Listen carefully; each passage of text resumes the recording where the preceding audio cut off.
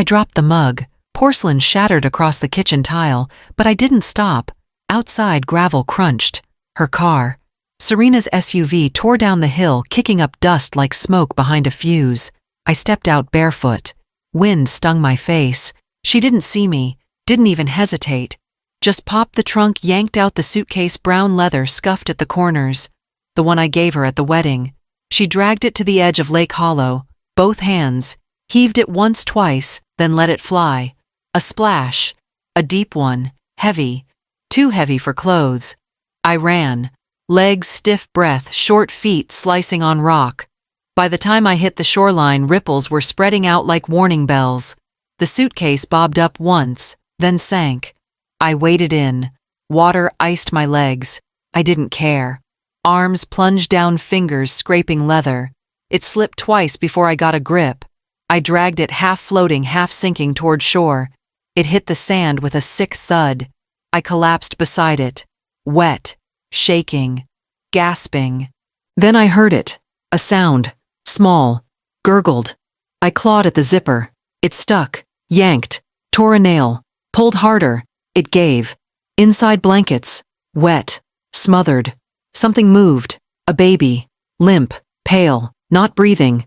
I grabbed him. Her I couldn't tell, just small and cold. Tipped him over, pressed, patted, shook. Come on, I begged. Come on, sweetheart, breathe. The tiniest cry broke the silence, wet and weak, but there. I wrapped him close, stood, screamed toward the houses on the hill. Someone shouted back. Another voice called 911. Sirens came fast. People too. Neighbors, strangers, reporters. They found me drenched, kneeling on the shore, clutching a baby to my chest. The suitcase lay open beside me. By the time the ambulance arrived, cameras were already snapping.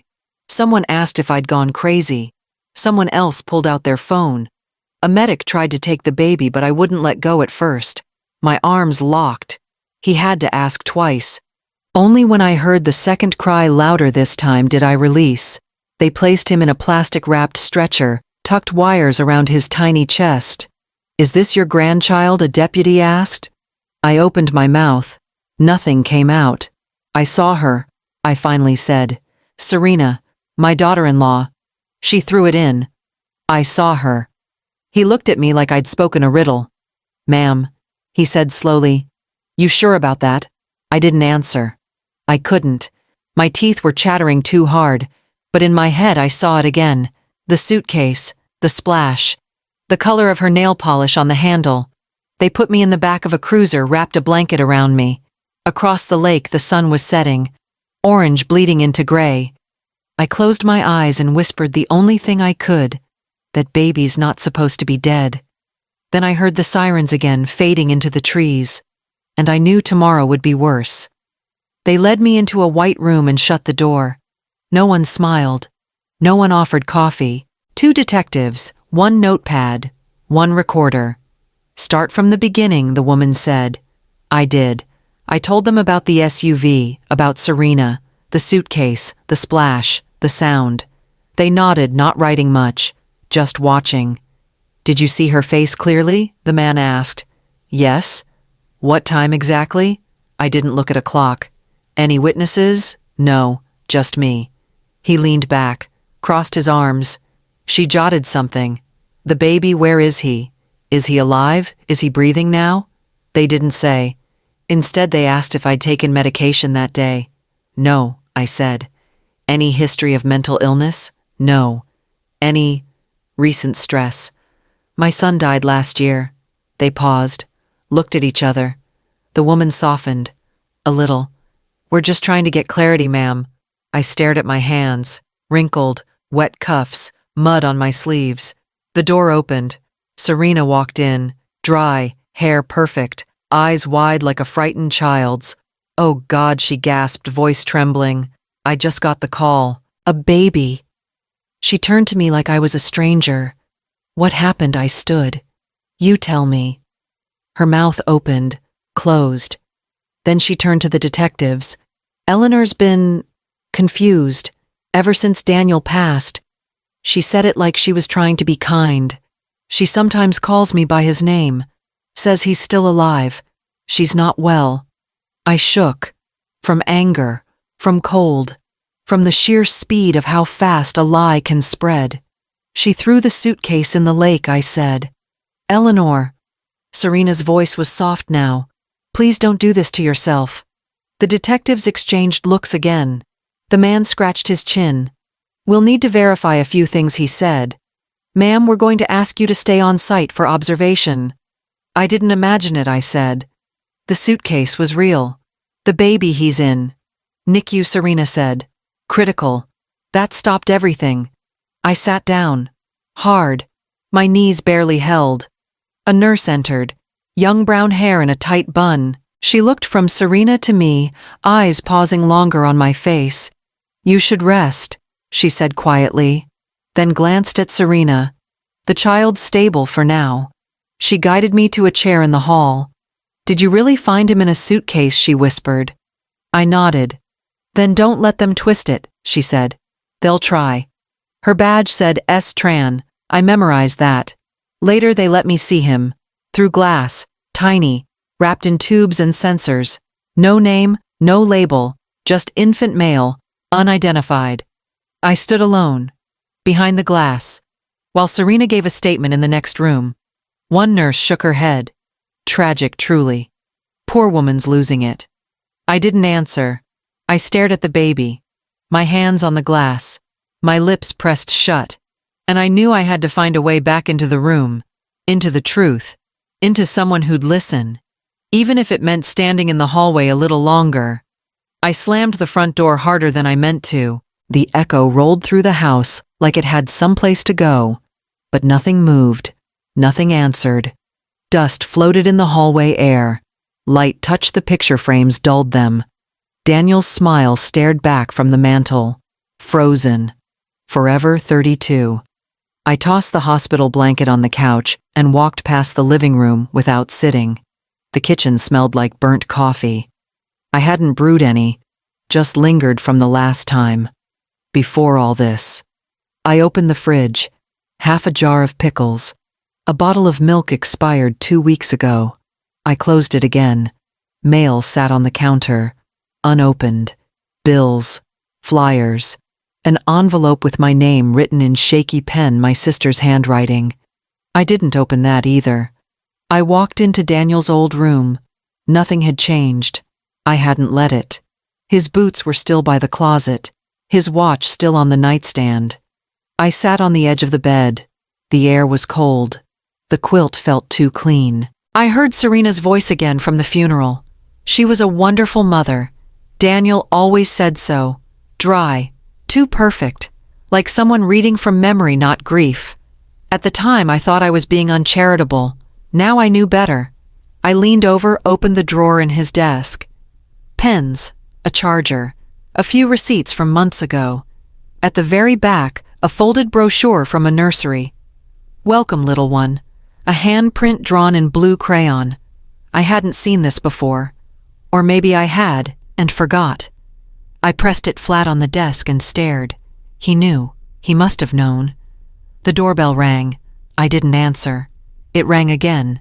Then stopped. 10 minutes later, I checked.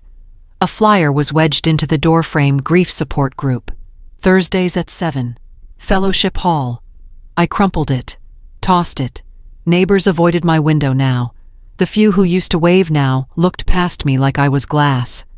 A man at the store last week said to someone behind me, "You hear about Eleanor, poor woman's cracked." I didn't turn around, but when I got home, I locked every door. Upstairs in my bedroom, I reached for the old cedar drawer under the bed, pulled it open. Inside, under a folded sweater, was the red folder. Thick, worn at the corners. Daniel, estate. His handwriting. I touched the label with one finger, then closed the drawer again. Not yet, not tonight. I lay back on the bed and stared at the ceiling, counting every tiny crack. Some truths wait. I pushed through the hospital doors before visiting hours began.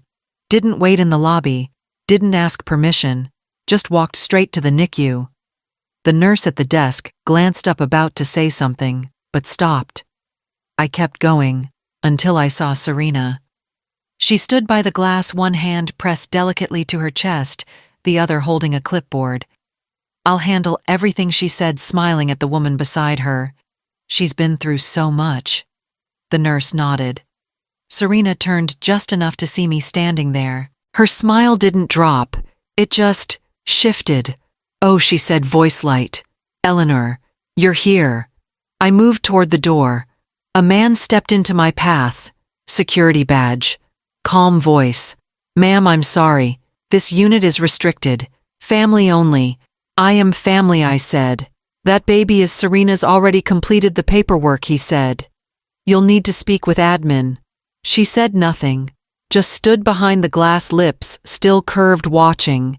They didn't shout, didn't grab, just walked me back down the hallway like I was a confused old woman who'd wandered off. At the elevator, the doors opened. I stepped in alone. She waved as they closed. Outside, I sat on a bench. Wind cut through my coat. People passed me like I wasn't real. An hour later, I stood by the side window, watched Serena hand over another set of forms. The nurse nodded again, took the pen. Serena looked up, locked eyes with me through the glass, held my gaze just long enough to remind me who had access, who had the key. That night I didn't eat, didn't turn on the lights. I sat in Daniel's room staring at the lake through the window. The moon hit the water just right, cold and silver, still. Then my eyes closed. In the dream, I was back in the water, arms reaching, legs kicking, pulling the suitcase closer. But this time I couldn't unzip it, couldn't hear the cry, just silence, and the weight. I woke, gasping, soaked in sweat, fists clenched around the sheets. My notebook was on the nightstand. I grabbed a pen, wrote everything: time, direction of the car, color of the suitcase, the faint sound, the moment the zipper gave, the shape of his hands, his eyelids, the rasp of that first cry. I wrote until the pen dried, then found another. I dated each page, numbered them. I would not forget, not 1 second. I yanked the drawer open before the kettle even finished boiling. No more waiting, no more circling it like it might burn me. The red folder lay where I'd shoved it nights ago. Heavy, corners frayed, Daniel's handwriting on the tab, estate. I carried it to the table, cleared the mess of unopened bills with one sweep, and set it down. My fingers hovered over the flap. For a second I wanted to push it back, hide it again, pretend it didn't matter. But I flipped it open. The first page was Daniel's will, dated 2 weeks before the crash. My throat closed. He'd signed it in bold strokes like he wanted no one to miss the words. Beneficiary. Any future child. Not Serena. I pressed my palm flat against the paper, cold, rough under my skin. Page after page followed. Bank accounts, mortgage details, all written carefully like he'd rushed but still wanted it clear. Tucked in the middle was a letter, insurance company header across the top. Recipient Serena Caldwell. Policy amount $200,000, $1,000. My chest tightened. 2 documents, 2 directions. One for a child, one for the woman who would never accept that child. And under Daniel's name in smaller ink, another line. To be witnessed by my attorney, J. Landers.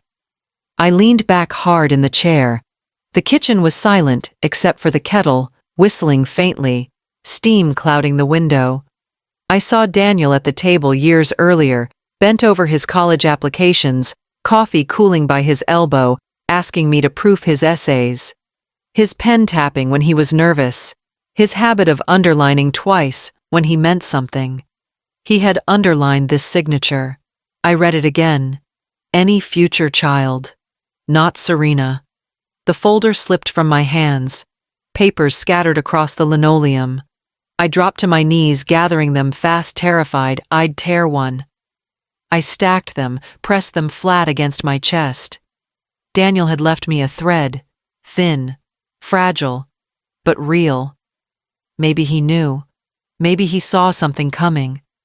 I sat there on the floor until the whistle died down, until the walls stopped shaking around me. Then I slid the folder back together, tied the string tight. This wasn't grief anymore. It was evidence. And I needed to know who Jay Landers was. I drove straight into town with the folder strapped into the passenger seat like a passenger. Didn't call ahead, didn't ask for an appointment. Just walked into the law office with Daniel's name burning in my hands. The receptionist tried to stop me. I brushed past, opened the door to the first office on the left. James Landers. He looked up. Mid-40s neat suit glasses perched low. His eyes flicked to the folder, then to my face. Yes, I set it on his desk. Hard. He didn't touch it at first. He studied me. "You're Daniel Rourke's mother." I nodded. "You witnessed his will." Landers exhaled, leaned back and opened the folder slowly, page by page. He didn't rush. His expression didn't move until he got to the signature. "Yes. I notarized this. 2 weeks before his accident." "Why didn't anyone tell me you weren't listed as executor?" he said carefully. "Serena was. Standard practice for a spouse. She wasn't supposed to be beneficiary. He left it to his child. Any child, not her." He tapped the page with one finger. "That's correct." I swallowed hard. "So what happens now?" He closed the folder. "Normally, probate would transfer assets according to the will. But there's a complication." "What complication?" He hesitated. "The manner of death." I reviewed the police report. They called it mechanical failure. No investigation beyond that. Mechanical failure. My voice cracked. "The brakes." He nodded. "If there's suspicion of tampering, it changes everything. But without evidence raising it now would look." He searched for the word. "Vindictive." I leaned forward. "You're telling me to do nothing. I'm telling you proof is everything. Paperwork is not enough. You need tangible evidence. Something a judge cannot ignore." The words cut. Cold. Clean. Proof. I stood, gathered the folder and pressed it to my chest. "I'll find it." He didn't argue. Just watched as I walked out the door. The air outside was sharp. I stepped onto the sidewalk, my knees still unsteady. Then I froze. Across the street, parked at the curb, Serena sat in a black luxury sedan. Window rolled halfway down. Phone at her ear. She laughed. Loud, carefree head tipped back. A laugh I hadn't heard once when Daniel was alive. Her nails flashed on the wheel. Her sunglasses caught the sun. She never even glanced my way. I gripped the folder tighter. Landers' words still echoed in my ears. Proof. I turned back toward my car, every step heavier, my pulse hammering harder, already knowing the next place I needed to go. I slammed the phone down before the line finished ringing. Second time today, my sister sent me to voicemail. The first time I thought it was a mistake. The second time, I knew better. A news alert popped on the screen. I didn't click. I already knew what it said. Local widow raises alarm in infant lake incident. No foul play found. They'd called it an accident. Again. A local reporter did a soft piece on Serena last night. A gentle interview. Her sitting on a white couch, hands folded over her lap face, pale with just enough blush. "We lost Daniel so suddenly," she said. "And now this.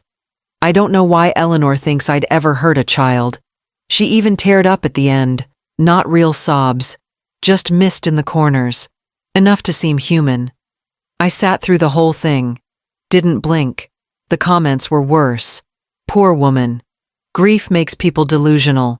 They should keep her away from the baby. She always did seem off." I closed the laptop and left it shut. At the market, Marla Evans, who once asked me to help with her wedding centerpieces, wouldn't meet my eyes. At church, I watched my old pastor shake hands down the pew. He skipped mine. At home, the house grew quieter. No more just checking in texts. No meal drop-offs. No floral cards. Silence, thick and steady. Until the knock came. I opened the door and found Sophia Tran, holding a small grocery bag. "Bananas, granola, whole milk," she said. "It's for you, not the baby." I let her in. She didn't talk much. Just sat at the table and poured tea, no coffee. Strong and dark. I didn't cry. I hadn't in days. She stirred her cup once, then looked at me. He's stable now, she said. They're not saying much publicly, but I wanted you to hear it from someone real. I nodded. Did they name him? Not yet. Serena hasn't signed anything. No birth certificate. It's like… She stopped, shook her head. Never mind. No, I said. Say it. It's like she's waiting for him to disappear. I closed my eyes, breathed through my teeth. He won't. I know, she said. Sophia stayed another 10 minutes, then left without fuss. Didn't promise to call, didn't pretend anything would change. But she'd come. And that was something. That night I sat on the porch, folder in my lap. Daniel's will tucked inside. The trees barely moved. The lake sat still. Serena's laughter still echoed in my head from the car outside Lander's office. And I thought, not prayed, not hoped, just thought I need more. I need something real, something metal, something they can't twist. And I remembered where the crash had happened. I drove before sunrise, no breakfast, no coffee, just the folder in the back seat and a wrench in my gut. The crash site sat on Old Redwater Road, a narrow bend where the trees leaned too close. Daniel's car had veered off just past mile marker 11. They'd said the brakes failed, said it was slick that day, said maybe he'd been distracted. I parked on the shoulder and stepped out. The air smelled like pine and engine oil. I crossed the ditch and walked the slope, where the guardrail bent, the metal twisted like a question mark. Dead flowers lay in a plastic-wrapped bundle browned from rain. One note tucked under the elastic forever missed. No name, no handwriting. I crouched, low-moved brush aside. Dirt packed hard around tire marks now faded. I traced them with one hand. My fingers hit something cold. I pulled. A thin coiled wire, rotted at one end, frayed in the middle. I tugged gently. More came up. It was a brake cable. The split looked too clean to be wear, sharp, not torn. I stood fast, heart in my throat. I didn't speak, didn't cry. Just wrapped the cable in an old scarf from my coat pocket and tucked it deep in my bag. Back in the car, I drove straight to the post office. No return address, no note. Just a small padded envelope with James Lander's name on it. I paid cash. Watched the clerk stamp it, toss it in the bin. Then I went home. That night I opened Serena's social media page. She'd posted from a rooftop bar in Chicago. Gold heels champagne, 3 friends in tight dresses. Caption: fresh starts, deserve fine bubbles. The photo had 112 likes. The next post was a video: shopping bags, a silk dress, a necklace with a diamond the size of my thumbnail. The comments glowed. You deserve it, girl. That glow-up is insane. Daniel would be so proud. I turned the screen off, laid my head on the kitchen table. The baby didn't even have a name, but she had champagne and gold heels.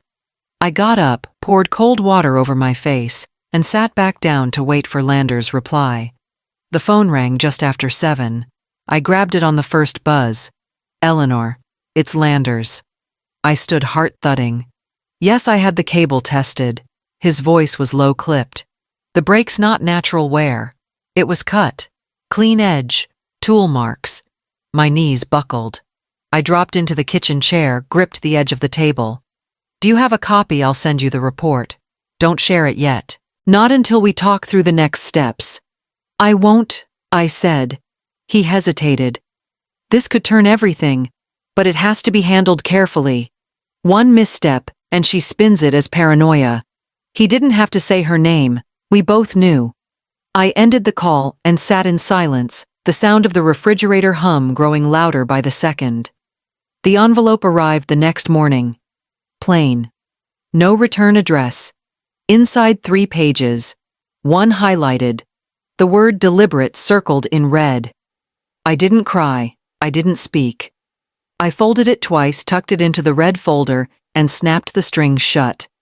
Then I slid the folder into the old cookie tin I kept under the sink. An hour later, a car door slammed outside. I looked out the window. Serena. She didn't knock. Just opened the screen door like she lived here. "Hi," she said, too bright. Too smooth. "Sorry for just showing up. I figured you'd be home." I didn't answer. She walked in, heels clacking. Beige coat, red lipstick, that fake empathy in her eyes. "The hospital called," she said, setting her purse down like this was her kitchen. "They need a signature. To release the baby." She didn't say your grandson. Didn't say Daniel's child. Just the baby. I stayed standing. "Why me?" "They said since you made the 911 call and technically you're listed on some initial paperwork, it's messy.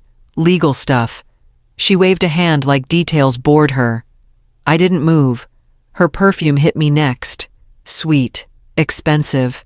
But there was something underneath, sweat nerves. I opened a drawer, pressed the voice recorder I kept from Daniel's college lectures. Let it run hidden. "Why aren't you signing anything yourself?" I asked. She smiled tight. "I will. But they need both our signatures for now. Just a formality." I sat. Let her keep talking. "The hospital's being difficult. I'm doing everything I can, but they're so slow. Bureaucracy, right?" I nodded, still recording. She pulled a form from her purse, slid it across the table. "Just this. It'll speed things up." I glanced at it, read nothing, picked it up, set it down. "I'll need time to read," I said. She stiffened. "It's 1 page. I'll still need time." Her jaw twitched. She stood. "Fine. Let me know when you're ready." She turned to leave, then stopped. "You know, Eleanor, this would all be easier if you stopped clinging to the past." I didn't answer. She left without another word. I waited 5 minutes, then stopped the recorder. Labeled the file, Serena, signature request, Feb 9. I saved it to the flash drive I kept taped inside the cabinet. Then I sat down with the form and started reading. I opened the door before she knocked. Sophia stood there in scrubs, hair pulled back, eyes heavy. "I couldn't wait," she said. I stepped aside. No words, just a nod.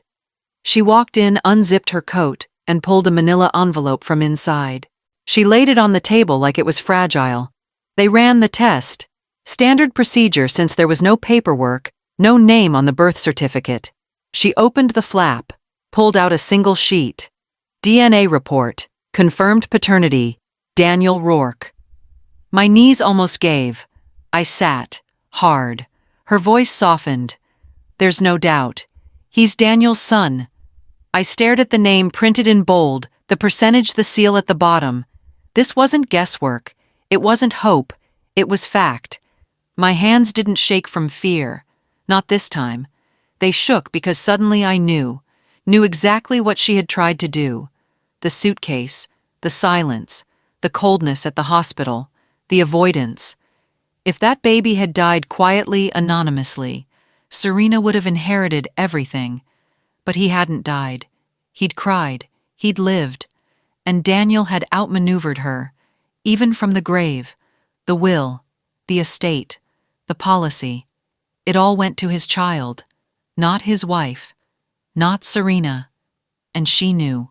She knew. I pressed the paper flat against the table, smoothed the corners, then folded it carefully in thirds. Sophia watched me, said nothing. "I'll keep this safe," I said. She nodded. "I need to know one more thing," I added. "What happens if a parent tries to harm their own child quietly, without witnesses?" She swallowed, looked away. "It depends. But if there's proof and there's a pattern, they don't walk away from it." I nodded. She didn't ask questions, didn't offer comfort, just stood, touched my shoulder once, then left. I locked the door, pulled the flash drive from the cabinet, slid it into the laptop, opened a new folder. Serena, motive. Inside it, I dropped the scan of the DNA test, the copy of Daniel's will, the insurance letter, the audio file. I labeled each one, numbered them. Then I opened a blank document, typed one sentence. If the baby died, she got everything. I stared at it until the sun dipped behind the trees. Then I hit save, closed the laptop, and picked up the phone. I walked into Lander's office with the folder under my arm and a name already chosen. He didn't offer coffee this time, just gestured to the seat across from him and waited while I pulled out the DNA test. He read it twice, then folded his hands and looked at me like he was seeing someone new. "That's enough to open the door," he said. "Barely. But with the brake cable report and this, we can push for a re-examination of Daniel's death." "And custody?" I asked. He nodded. "If you file as temporary guardian pending investigation, the court might grant it, especially now." "Then we file," I said. "And we give him a name." He raised an eyebrow. "Matthew," I said. Daniel liked it. He didn't ask how I knew, just opened a new form and started typing. That afternoon I drove to the county clerk's office and handed in the petition myself. The woman behind the glass took my paperwork with barely a glance, but I stood straighter when she stamped the date, February 14th, Valentine's Day. Let Serena choke on that.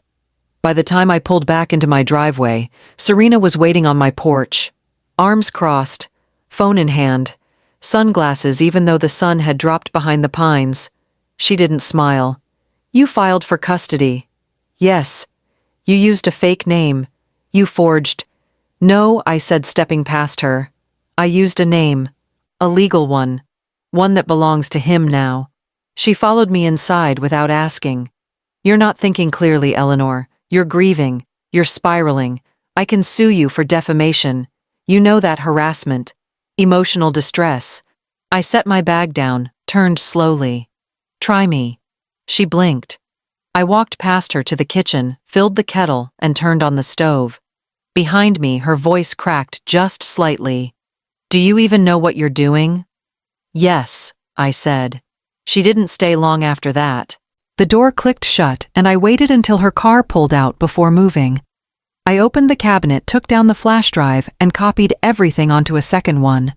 Labeled it in red ink for court use, Landers only. Then I slid it into an envelope and sealed it shut. It was time to stop asking. Now I would start answering. I punched in the code and yanked the roll-up door. The unit smelled like old cardboard and metal dust. Daniel's handwriting was still taped to the front of each box. Books, tools, studio, taxes. I pulled out the one marked studio and dropped to my knees. Notebooks, sketches, his old camcorder, wires tangled around a broken mic. Halfway down, wrapped in a hoodie, I found the black spiral-bound journal, his name in sharp ink on the cover. Daniel Rourke, Oct to Deck. I opened it slowly. The first pages were lyrics, scribbled fragments, a chord chart. Then came the entries. November 3rd. She told me she's pregnant. I thought I'd be more scared, but I'm not. I just want him safe. November 11th. Serena says we can't afford it. She's been stressed, but that's not new. I asked her what she meant. She said a baby would ruin her life. December 2nd. Found the letter from Chase Bank. She took out another loan in my name. She cried when I confronted her. Said I didn't understand what she'd sacrificed. I told her I'd change my will. December 4th. I did it. Left everything to the baby. Not sure what that means yet, but it felt right. Like the only thing I could still control. I stopped reading. My fingers went numb. I flipped to the back. There were receipts tucked in. Auto shop, brake pads, new rotors, install date December 10th. The crash was December 12th. I scanned the pages, took photos on my phone, then photocopied the rest on the tiny unit printer they kept in the hallway. Outside, I locked the journal in my glove box, double-checked the door. Back home, I gathered everything: photos, receipts, page scans, sealed them in a manila envelope. No return address, no name, just one printed label: Detective Ross, Internal Evidence Review. I drove 3 towns over and dropped it in a public mailbox. Watched the flap close slow and final. At home, I burned the envelope template in the sink. Paper curled fast, blackened edges. I opened the windows to let the smoke out. Then I sat down and wrote a new label for my second flash drive, Matthew, in case I'm not there, and I taped it under the crib. I walked into the restaurant 5 minutes early. Serena was already seated, wine in hand, manicured fingers tapping her phone. She looked up, smiled like we were old friends. "Eleanor," she said, standing halfway. "Glad you came." I nodded, slid into the booth across from her, and placed my purse beside me. Inside it, the recorder was already running. "I thought it'd be nice to clear the air," she said, pouring water. "Things have been tense." I didn't speak. She took a breath, smoothed her napkin. "I've been thinking about what's best. For everyone." "Have you?" I said. She leaned forward, voice soft. "I don't want to fight. The court's custody estates, it gets ugly. For no reason. We're family." "No, we're not." She blinked. "Recovered." "Well, we were, and I'm willing to be generous, to show good faith." She reached into her handbag, pulled out a folded sheet of paper. "This is a proposal, informal, but if you agree to drop the custody filing, I'll set aside a monthly stipend. For you. Quiet, no press, just peace." I didn't touch the paper. "I know this has been hard," she continued. "Grief can make people act out. You think this is about grief, I think you miss your son. And I think all of this, the will, the baby, it's just your way of holding on." She smiled like a therapist. "But it doesn't have to stay this way. You get comfort. I get space. Everyone moves on." I sipped water. Let the silence stretch. Then I picked up the paper, scanned the amount. 5 figures. Monthly. Tax-free. It would pay bills. Pay lawyers. Buy silence. I set it down. "What about the baby?" I asked. She shrugged. "He'll be fine. He has me. I'll raise him. I'll give him a good life." Without a name, she froze. "You never filed for a birth certificate." "Because I've been busy." "Because of all this?" "No," I said. "Because if he's never named, never claimed, he never legally exists. And you keep every cent." Her eyes narrowed. "You'll never win," she said, finally, voice low. "Courts love young mothers, not grieving widows with conspiracy theories." I smiled. Thin. "Then let's test that theory." She stood, knocked her napkin to the floor. This was a courtesy. I stayed seated. "Good night, Serena." She didn't look back. As soon as she was gone, I reached into my purse and stopped the recording. Saved it. Labeled it bribery offer. Mar 3, Serena. I emailed it to Landers before I left the booth. Outside, the cold hit sharp against my skin. I walked to the car slowly, deliberately, every step heavier than the last, but steady. Because I wasn't afraid of her anymore. I walked into the ballroom just before the lights dimmed. Sophia stayed close beside me, hair swept up, plain dress, no makeup. We looked like shadows among chandeliers. Serena stood near the stage, surrounded by donors, fake friends, and a photographer with an aggressive flash. She spotted me, blinked once, no smile, then turned back to a man holding a check. "Tonight," she announced into the mic, "we gather in Daniel's honor, to give back, to build something good from loss." Applause. Sophia handed me the flash drive. I slid it into my clutch. We walked the edge of the room, past waiters with champagne flutes, and women wearing grief like perfume. Near the projection table, a teenage tech assistant leaned over the laptop. I tapped his shoulder gently. "Serena asked for this update," I said, flashing the USB. "Last-minute tribute video." He nodded, popped it in without looking twice. I stepped away. On stage, Serena cleared her throat. "I want to thank everyone for supporting the Daniel Rourke Foundation. He believed in art, in generosity, in family." Behind her, the first photo appeared. Not Daniel, Serena, at a jewelry counter. Date stamped 1 week after his funeral. Another image followed her at the lake house. Champagne bottle. Laughing with a man I didn't recognize. The next slide showed a document wire transfer, $50,000 from Daniel's joint account to a private fund in Serena's name. The room shifted. Murmurs rose. Sophia folded her arms. I watched the back of Serena's neck tighten. She turned, saw the screen. Frozen. The slideshow continued. More transfers, luxury purchases, a spa receipt, a hidden account. The crowd went still. "Turn that off," Serena hissed to the tech, but he just shook his head pale. I stepped forward. Didn't speak. Just watched. She turned back to the mic, voice cracking. There's been a mistake. These files were not meant to. This is an invasion. Another photo flashed. A time-stamped still of her near the lake opening the trunk. The suitcase. Gasps. A woman near the back clutched her pearls. A man cursed under his breath. I didn't move. Serena's mouth opened but no sound came. She backed away from the podium heels, wobbling, face draining of color. The slideshow stopped on one final frame, Daniel's signature on the will, with the words, "To be witnessed by my attorney." I walked toward the exit, Sophia behind me. No one stopped us. The room stayed quiet, except for the flickering hum of the projector. I ran after her. Through the back exit, across the gravel path, past the rose hedge still damp from sprinklers. Serena's heels clacked, then skidded, then stopped. She threw open the shed door near the lake, Daniel's old fishing spot, and disappeared inside. I didn't hesitate. The smell hit first. Damp wood, motor oil, dust. Then her voice. "You ruined me." She stood near the wall, arms shaking, face streaked with mascara. "You couldn't just die quiet like everyone else," she spat. "No, you had to dig, had to snoop, had to poke into what you don't understand." I kept my eyes on her hands. She reached into her coat. I saw the metal flash before she pulled it fully. Small gun. Black. Familiar. She raised it. "I loved him," she whispered. "Until he turned on me. Until he threatened to leave. I did everything for him. Everything." "You killed him," I said. Her lips curled. "He was going to take it all. Give it to a baby. A mistake." She pointed the gun at my chest. "He thought he was being noble. Thought if he changed the will I'd stay. Thought I'd beg. You cut his brakes."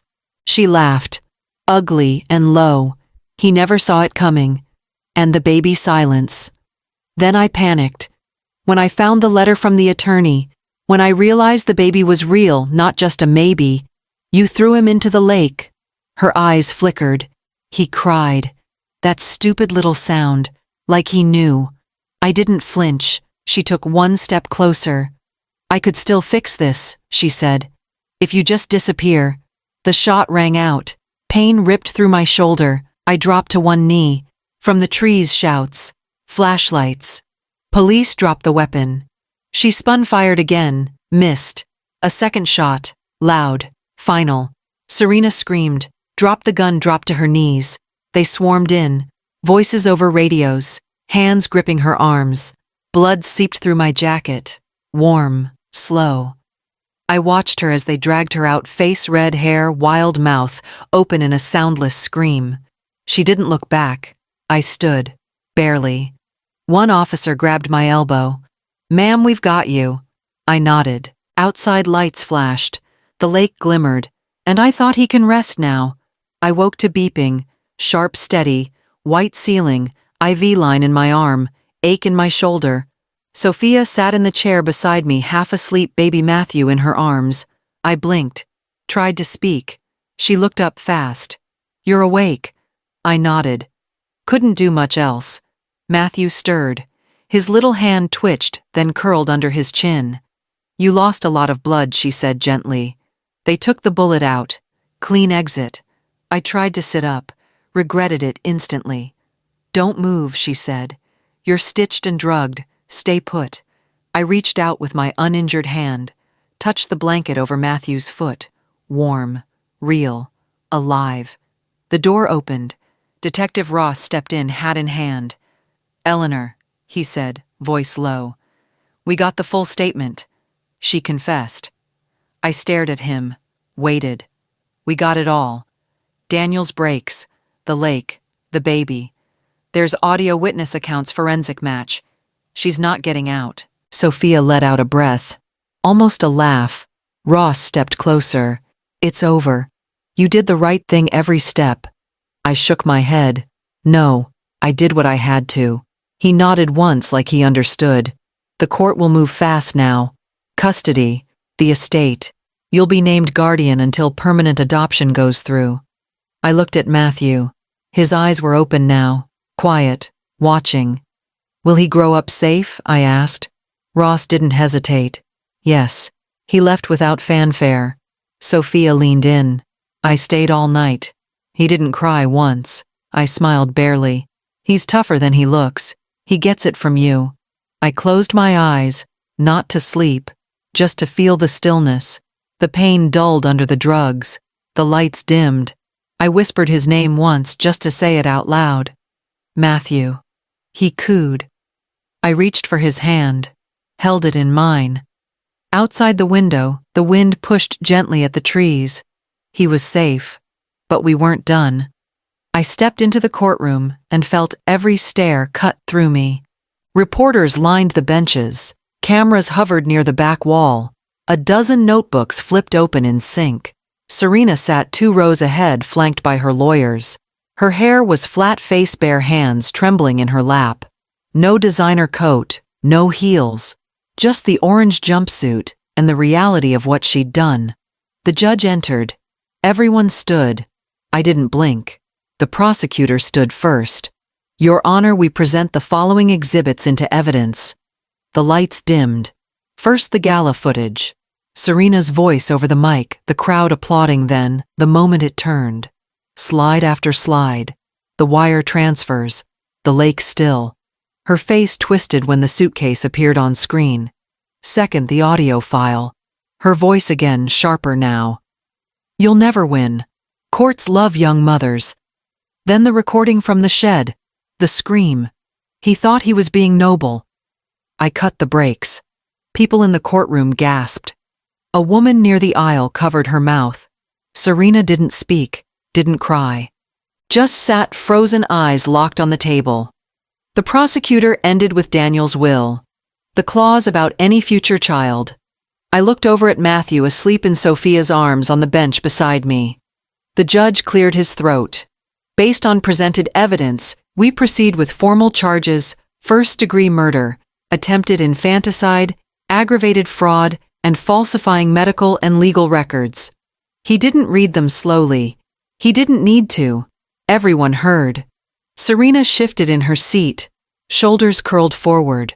For the first time she looked small. Her lawyer stood, whispered something. She didn't respond. The judge asked, "Do you understand the charges against you?" She looked up, voice barely audible. Yes. The gavel fell once. Hearing adjourned.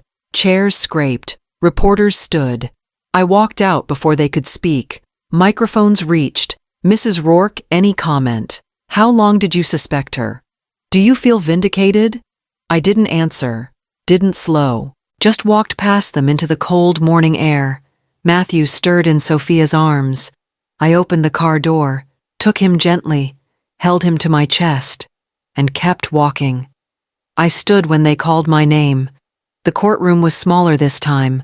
No cameras, just quiet voices and paperwork. The judge adjusted her glasses. Eleanor Rourke, petitioning for legal guardianship of minor child Matthew Rourke. I nodded. Yes, Your Honor. She read from the file. You're 68. Yes. Any current medical conditions? No. Are you employed, retired? Former ICU nurse. I receive monthly pension and Social Security. She kept flipping.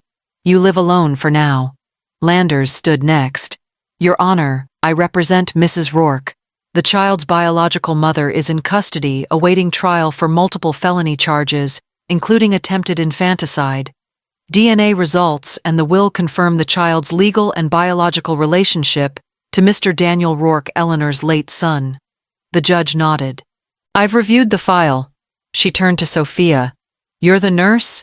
Yes. I've cared for the baby since the night he was brought in. Eleanor has visited nearly every day. She brings milk, changes diapers, sings to him. He reaches for her when she enters the room. The judge folded her hands. Do you believe he's safe with her? Sophia looked straight at her. He's safest with her. Silence settled. I stayed still. Let the stillness work. Let them weigh it. The judge flipped one more page, then looked up. I'm granting temporary guardianship to Eleanor Rourke, pending final placement review in 6 months. You'll retain full legal authority for medical and educational decisions." I didn't move. Not right away. Landers placed a hand on my shoulder. Sophia squeezed my arm. "Thank you, Your Honor," I said. The gavel tapped once. I walked out with the stamped order in one hand. Outside, I didn't cry. I drove to the care center, showed the papers, signed the release forms. Matthew was asleep when they brought him out.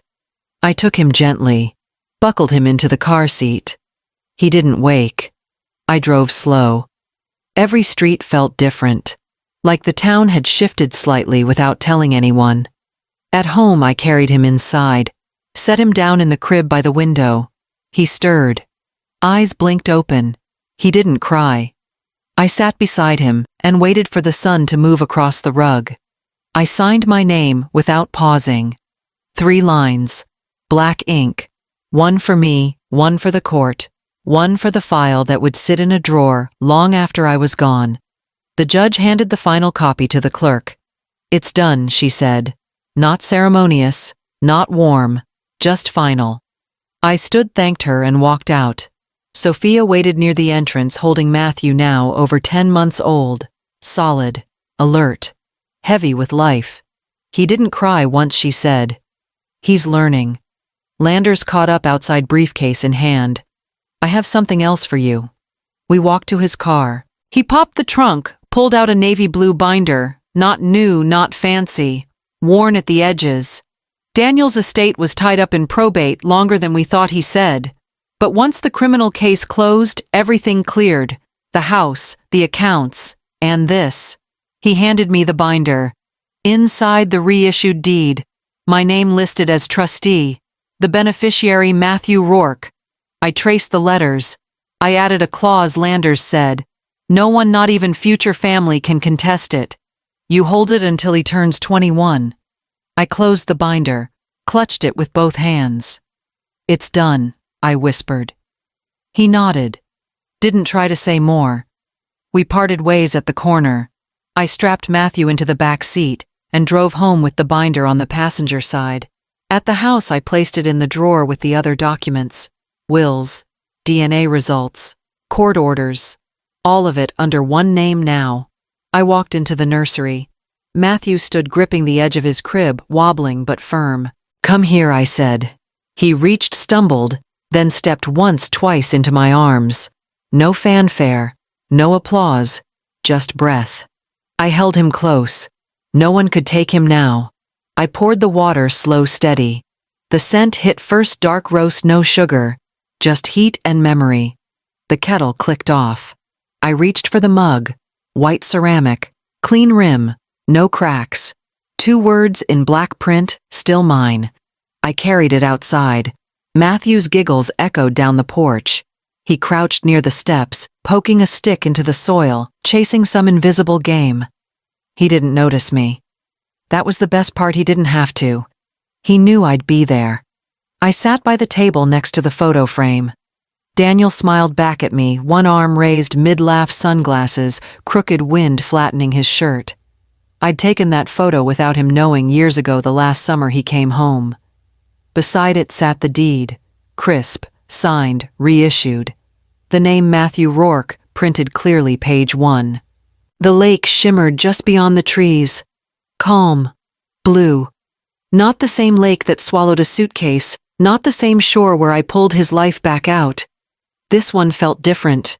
I took a sip. Steam rose, bitter and hot. Inside, the house was still quiet. Rebuilt walls, new paint, but the bones were the same. Daniel's record player sat in the corner. I'd dusted it that morning. Matthew laughed again. I looked out at the water, watched the surface ripple and fold, wind tracing lazy lines across it. No sirens, no shouting, no cameras. Just water and sky and one boy laughing on the porch. I held the mug with both hands. It stayed warm.